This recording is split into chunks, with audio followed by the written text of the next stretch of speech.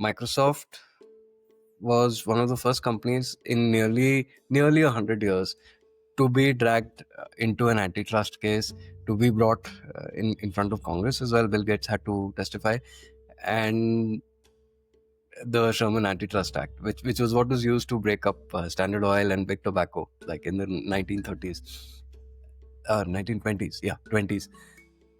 Microsoft was dragged into court on that on violation of that act because of what it did with its browsers. It had disproportionate power because it sold basically the operating system that everybody used, right? And so it forced Internet Explorer down people's throats because it came pre-installed, and most people weren't savvy enough to go and download another browser, which is still true even today, right? So Netscape sued Microsoft, and ultimately the DOJ brought a case against them.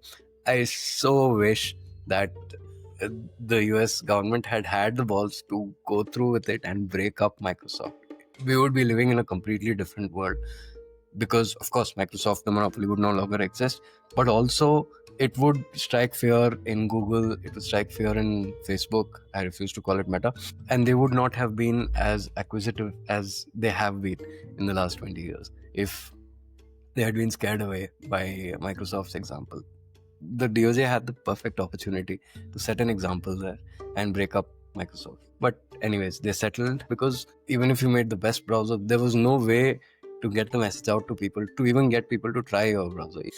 It took a lot, and it still took a decade for Chrome to emerge as a viable competitor. So for a decade, we endured a subpar browser because of Microsoft, because the DOJ didn't have the courage to follow through.